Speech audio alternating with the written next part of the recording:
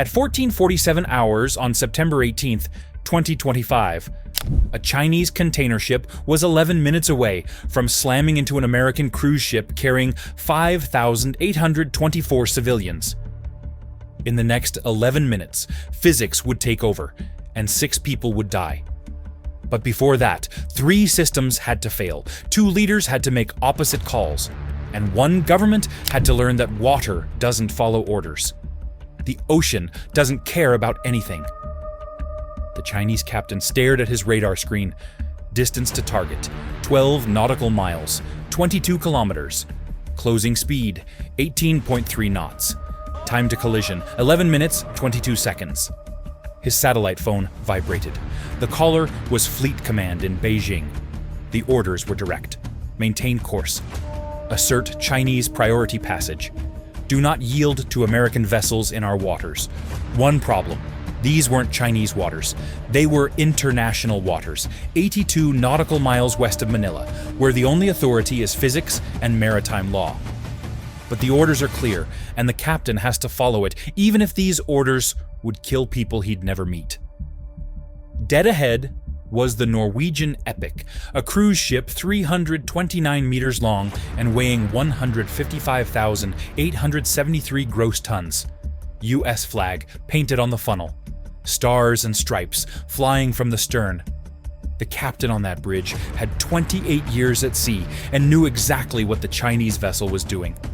His radar showed it clearly. Collision course, no deviation, no response to radio calls.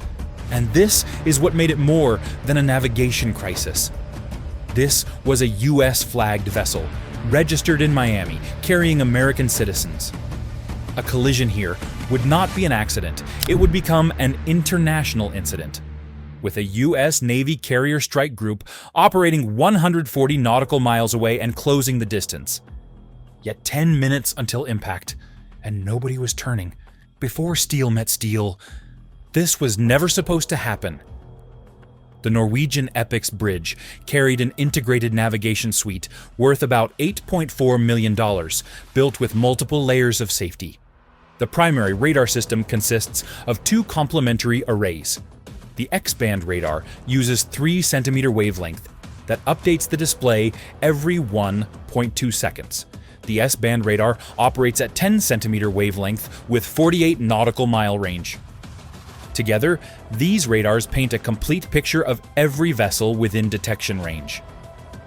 The radar data feeds into the automatic radar plotting aid, which calculates true motion vectors and determines collision risk. When 2 vessels are on converging courses, ARPA calculates the closest point of approach and time to CPA. If CPA falls below safety threshold, the system triggers alarms. On the Epic's bridge, those alarms were sounding continuously, with collision probability at 94%. The automatic identification system adds another layer. AIS uses VHF radio to broadcast vessel information automatically. Every commercial ship over 300 gross tons must carry AIS. The system transmits identity, position, course, speed, and destination every 2 to 10 seconds. The Epic's AIS receiver was painting a detailed picture. Costco shipping prosperity, Chinese flag, 18.3 knots, heading 142 degrees. The system flagged the vessel with collision warning. The Costco Prosperity represents maximum cargo capacity design. At 400 meters, this vessel is longer than 3 football fields. The 58.6-meter beam makes it wider than a 6-lane highway. Draft when loaded reaches 16 meters. The cargo capacity of 18,520-foot containers means this ship can carry 18,520-foot containers. Stacked 11 containers high, the deck cargo creates a blind spot extending 600 meters ahead of the bridge. The physics of moving this mass are unforgiving. At 18.3 knots, the vessel's momentum equals 240 million kilograms times 9.43 meters per second. That produces 2.26 billion kilogram meters per second of momentum. For comparison, when Titanic struck the iceberg, The momentum at impact was approximately 1.1 billion kilogram meters per second. The COSCO vessel carried twice that momentum. The kinetic energy at current speed totals 24.7 billion joules, equivalent to 5.9 tons of TNT. Stopping this mass requires extraordinary distance. From full ahead to full stop, the COSCO Prosperity needs 4.2 nautical miles and 15 to 18 minutes. The turning radius at current speed measures 1.8 nautical miles. These aren't design flaws. They're fundamental physics of naval architecture. The larger the mass and the higher the velocity, the more distance and time required to change course or stop. The container ship's bridge team had access to identical navigation systems, showing exactly what the American bridge team was seeing. Collision course, 11 minutes to impact. Giveway vessel responsibility, clearly assigned. Technology had done its job perfectly, but technology can't override human decisions. The warnings. At 14:49 hours, with 9 minutes remaining until impact, the American cruise ship transmitted a warning on VHF radio channel 16, the international distress frequency monitored by all vessels. The transmission was clear: COSCO Shipping Prosperity. This is United States flagged cruise ship, Norwegian Epic on your port bow. You are on collision course with a United States civilian vessel. Request you alter heading to starboard immediately. The transmission emphasized the U.S. flag status deliberately. 30 seconds of silence followed. No response. The transmission was repeated more urgently. COSCO Prosperity. This is U.S. vessel Norwegian Epic. Collision course, 5,824 American citizens aboard. Turn now. Again, silence. The transmission was then repeated in Mandarin Chinese. Still no response from the Chinese vessel. The silence itself violated maritime protocol. Colregs Rule 8 requires vessels to take early action to avoid collision. Refusing to acknowledge radio warnings while maintaining collision course violates international regulations. The American captain initiated a direct satellite call to the USS Carl Vinson, a Nimitz-class nuclear-powered aircraft carrier operating 140 nautical miles east. That call triggered military responses. The Carl Vinson's Combat Information Center went to alert status. FA-18, Super Hornet strike fighters, began pre-flight preparations. The destroyer USS Sterett received orders to proceed at maximum speed, and overhead, a P-8 Poseidon aircraft began recording everything. On the Epic's bridge, the automated systems provided minute-by-minute updates. The CPA calculation had dropped to 0.15 nautical miles, just 278 meters. The TCPA stood at 8 minutes 15 seconds. The ARPA collision alarm was beeping continuously. Every system was screaming the same message: take action now, or collision is certain. The American captain faced the classic maritime dilemma. As stand-on vessel, he was required to maintain course and speed.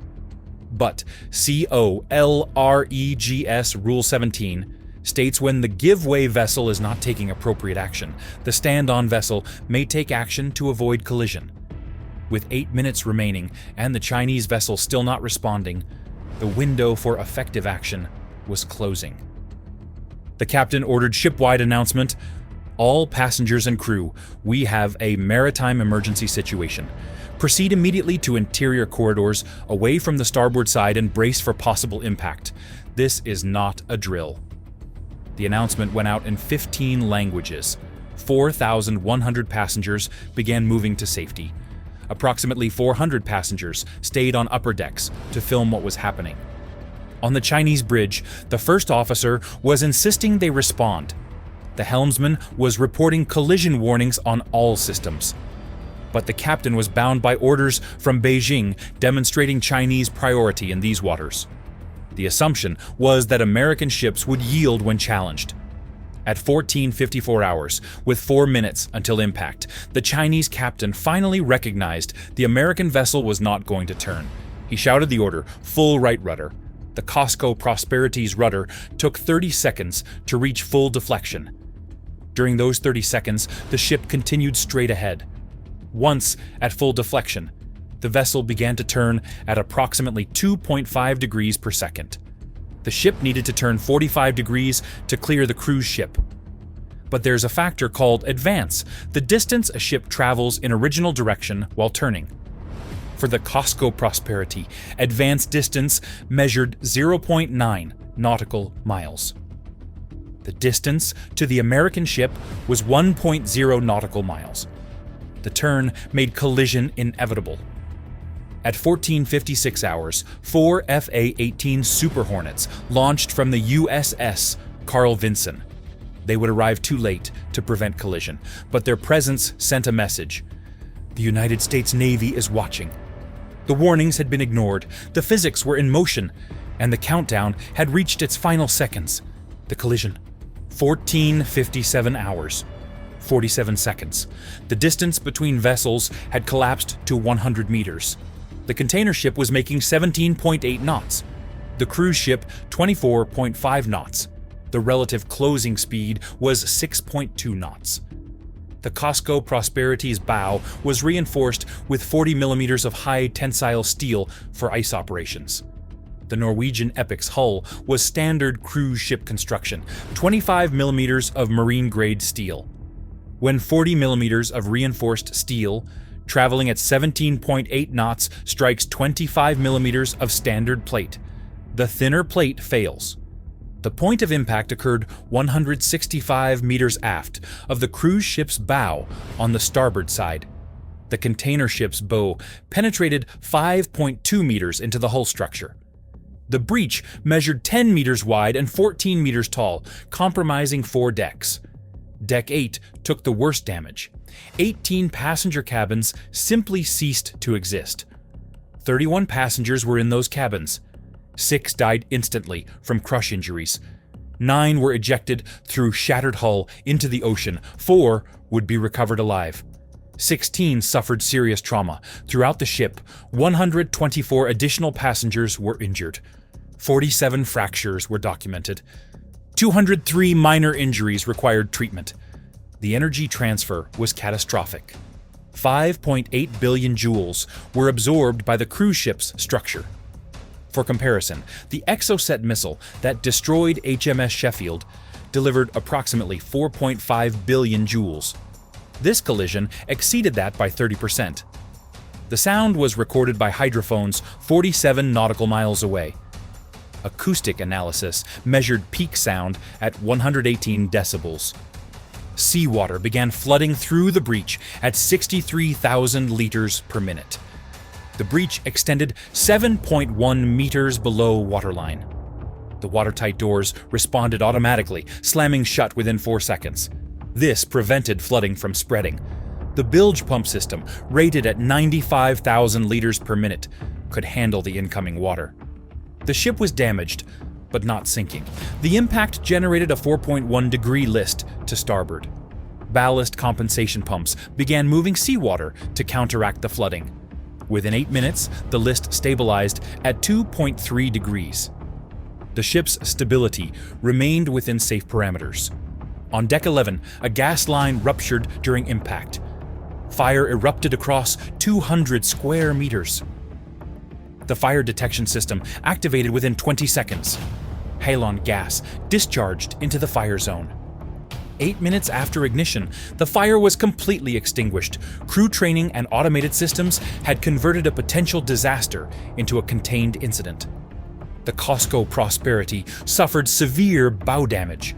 The reinforced steel crumpled backward 2.7 meters. Post-collision inspection revealed the steel used in construction was inferior to specifications.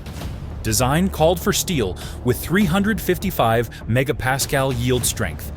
Analysis showed 250 megapascal yield strength, a 29% reduction. Forward cargo hold number 1 was breached. 1,100 cubic meters of seawater flooded the hold. 143 containers were damaged. 31 containers fell into the ocean. 12 containers split open, spilling cargo worth $103 million. At 14:58 hours, the vessels were clear of each other, drifting separately, both badly damaged, both with casualties. The physics had done exactly what the mathematics predicted, and 6 Americans had paid with their lives. The aftermath. 14:58 hours. The American captain transmitted Mayday on VHF Channel 16. Mayday, Mayday, Mayday, this is United States flagged cruise ship, Norwegian Epic. We have been struck by Chinese container vessel, position 14 degrees, 23 minutes. North, 120 degrees, 15 minutes east. We have mass casualties. 6 American deaths confirmed. Multiple critical injuries. Hull breach, fire contained, taking water but stable. Request immediate United States military assistance. That transmission was received by every maritime authority in the Western Pacific and transmitted via satellite to Washington. Within 90 seconds, the National Security Advisor was briefing the president. Chinese state-owned vessel struck U.S. cruise ship, 6 Americans dead, U.S. Navy responding. At 15:03 hours, MH-60 helicopters lifted from the USS Carl Vinson carrying Navy corpsmen trained in combat trauma care. Flight time was 18 minutes. Above, 4FA-18. Super Hornets orbited at 20,000 feet. Their presence sent the message. The U.S. Navy was now involved. The medical situation aboard the cruise ship was overwhelming. The medical center was rated for 25 patients maximum. At 15:08 hours, 124 injured passengers required treatment. Triage divided casualties into 4 categories. Red tags, immediate surgery required, 15 patients. Yellow tags, serious but stable, 47 patients. Green tags, minor injuries, 203 patients. Black tags, deceased, 6 passengers. The theater was converted to emergency surgical suite. Both doctors performed procedures with limited equipment. One patient with cardiac tamponade required immediate chest opening. The patient survived. 2 patients required surgery to stop internal bleeding. Both survived. 1 patient required amputation of crushed limb. The patient survived.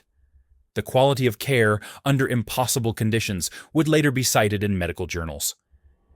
At 15:12 hours, viral explosion began. 189 passengers had recorded video of the collision. All videos were uploaded to social media within minutes. The most viewed video showed the Chinese bow punching through the hull with American flag visible. Views in first hour, 8.9 million. Views in 24 hours, 127 million. CNN interrupted programming at 15:15 hours. Fox News at 15:16. Chinese state media remained silent for 6 hours. Hashtag China tax as ship trended #1 worldwide. At 15:28 hours, the first Navy helicopter landed. 4 corpsmen deployed carrying trauma supplies. These were Navy personnel trained at military hospitals. They assessed the 15 critical patients in 6 minutes and stabilized all within 30 minutes. At 15:35 hours, the Chinese captain ordered his ship to move away from the scene. This violated international maritime laws requiring vessels involved in collisions to render assistance and remain on scene. The P-8 Poseidon transmitted immediately. Chinese vessel, you are ordered to remain on scene. Leaving would constitute a criminal act. 4 Super Hornets descended to 2,000 feet, with afterburners engaged. They flew directly over the Chinese bridge at 400 knots. The Chinese captain ordered engines stopped. At 16:45 hours, the USS Sterett arrived. A boarding party transferred to the Chinese vessel. International maritime law permits inspection of any vessel involved in collision. The Navy party photographed damage, copied voice recorder data, downloaded logs, and interviewed crew. The Chinese captain's license was confiscated on the spot. Beijing's statement came at 16:15 hours, claiming American vessel failed to follow proper procedures. The U.S. State Department responded, "The facts are clear and documented. A Chinese state-owned vessel, ignoring multiple warnings, struck a United States flagged cruise ship in international waters, resulting in 6 American deaths. We have video evidence from U.S. military assets. We are treating this as criminal matter. The evidence was comprehensive. 189 passenger videos, bridge voice recordings, AIS data logs, radar recordings, and 47 minutes of P-8 Poseidon footage. The FBI opened criminal investigation within 6 hours. Arrest warrants were issued for the Chinese captain and shore executive. China refused extradition. The captain was convicted in absentia and sentenced to 30 years. An international arrest warrant was issued. Final casualty count: 6 Americans killed, 15 critical injuries, all survived, 47 serious injuries, 203 minor injuries, 1,247 with psychological trauma. Financial damage exceeded $650 million. The Norwegian Epic required $94 million in repairs. Costco faced $50 million in repairs and $103 million in cargo loss. Civil lawsuits totaled 1,429 plaintiffs. Settlement reached 22 months later, $580 million. Death benefits were $18 million per family. The geopolitical consequences reshaped the South China Sea. United States Navy increased freedom of navigation operations by 400%. Insurance premiums increased 35%. Norwegian Cruise Line rerouted all operations away from contested waters. Lost revenue: $127 million annually. Congress passed the American Maritime Protection Act with overwhelming bipartisan support, mandating Navy escorts for U.S.-flagged cruise ships. Chinese state-owned vessels now avoid U.S.-flagged ships by minimum 5 nautical miles. The collision lasted seconds. Its consequences reshaped oceans, policy, and geopolitics. For Beijing, it was a miscalculation wrapped in assertion. For Washington, it became evidence. For 6 families, it was a tragedy physics could not negotiate. The investigations proved what radar, radio, and video had already recorded. The warnings were made. The laws were clear. The responsibility was singular. Steel can be repaired. Diplomatic storms eventually settle. But trust in contested waters, once fractured, behaves like a breached hull. It takes seconds to flood, decades to pump dry. The ocean didn't choose a side that day. It enforced consequences. So the real question remains: if you were on that bridge with 11 minutes, a warning you couldn't ignore, and orders you couldn't break, what would you have done?